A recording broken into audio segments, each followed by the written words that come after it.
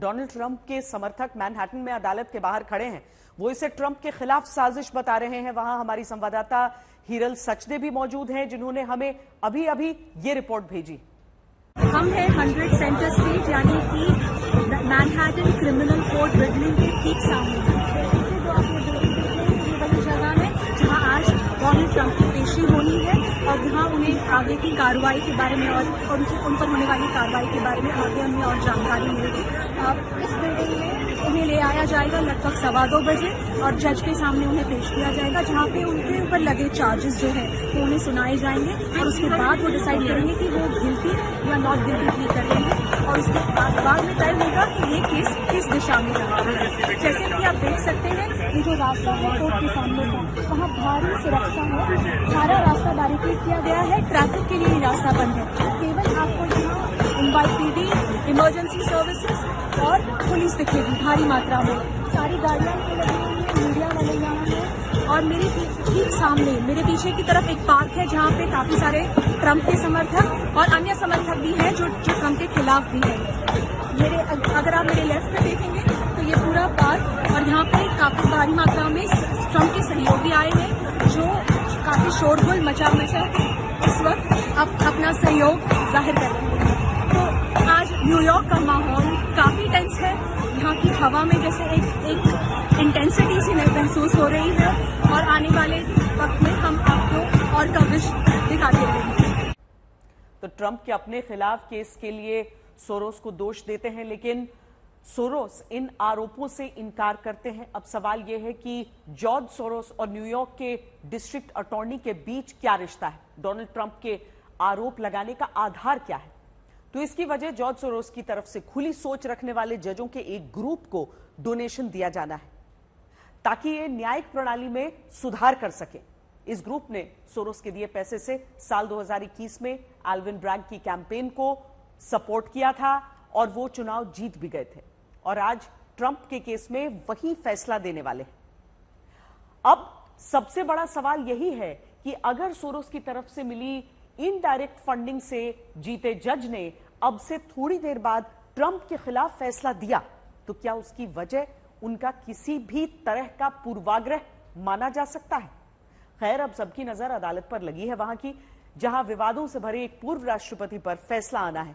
अगर ट्रंप की बात करें तो उनकी जिंदगी रहस्यों से भरी है। बहुत कुछ ऐसा है जिसे वो छिपाना चाहते हैं। डोनाल्ड ट्रंप के बारे में कहा जाता है कि वो व्हाइट हाउस के दस्तावेजों को टॉयलेट में फ्लश कर दिया करते थे, जबकि अमेरिका में राष्ट्रपति के बनाए गए और रिसीव किए गए दस्तावेज अमेरिकी सरकार की संपत्ति होते हैं। उनके राष्ट्रपति पद छोड़ने के बाद दस्तावेजों को अपने घर में रखने का उन पर आरोप है, जिसे लेकर जांच भी चल रही है। लेकिन इन तमाम विवादों के बावजूद ट्रंप को उनके समर्थक भूले नहीं हैं और 2024 में उन्हें दोबारा अमेरिकी राष्ट्रपति बनते देखना चाहते हैं।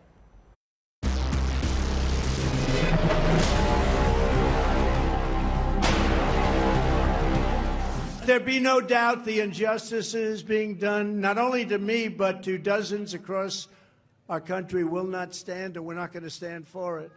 When this election is over, I will be the President of the United States. Donald Trump के इस आत्मविश्वास की दो वजह।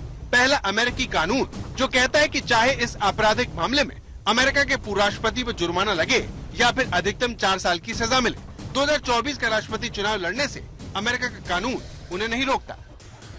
इसीलिए डोनाल्ड ट्रंप इस कानूनी मुसीबत का फायदा उठाने की कोशिश में लगे हैं। लेकिन सवाल ये है कि ये कितनी कारगर होगी। Under Joe Biden, American patriots are being arrested and held in captivity like animals. Look at what's happening in Washington.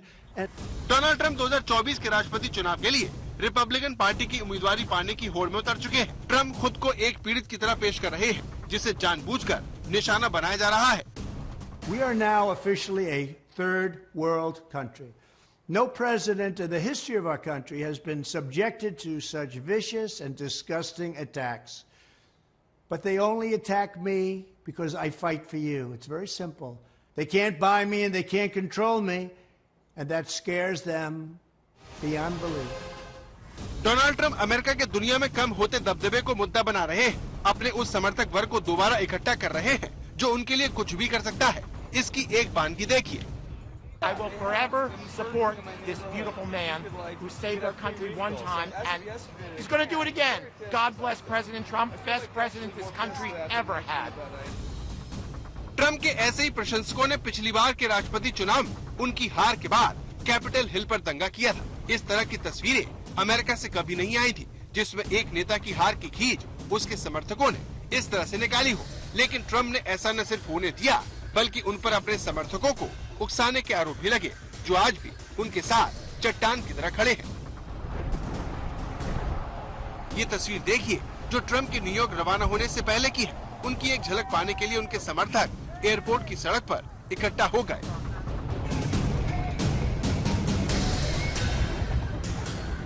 Trump को लेकर यही दीवानगी उन्हें रिपब्लिकन पार्टी के राष्ट्रपति उम्मीदवार का सबसे प्रबल दावेदार बनाती है, जिसमें इस कानूनी कार्रवाई का ट्रम्प को फायदा होता दिख रहा है। सोमवार को टीवी चैनल CNN की तरफ से कराए गए एक जनमत सर्वे से सामने आया कि रिपब्लिकन पार्टी के 79% मतदाता ट्रम्प पर चलाए जा रहे मुकदमे से खफा है। इस मुकदमे का ही असर है कि रिपब्लिकन पार्टी के वो नेता भी ट्रम्प के साथ खड़े हो रहे हैं, जो रिपब्लिकन पार्टी में उन्हें चुनौती देने की तैयारी कर रहे थे। इसमें सबसे प्रमुख नाम फ्लोरिडा राज्य के गवर्नर रॉन डिसेंटिस का है। डिसेंटिस ने न्यूयॉर्क ज्यूरी के फैसले की कड़ी निंदा की। जानकारों के मुताबिक रिपब्लिकन पार्टी के समर्थकों के बीच ट्रम्प की जैसी ऊंची लोकप्रियता है, उसे देखते हुए पार्टी के तमाम नेता इस मुद्दे पर ट्रम्प का समर्थन करने को मजबूर हो रहे हैं। राजनीतिक खेल चल रहा है, दिखाने की कोशिश हो रही है कि ट्रम्प अगर वापस आए डेमोक्रेट्स की तरफ से, कि ट्रम्प अगर वापस आए तो वो अमेरिका के लिए कितना खतरा बने।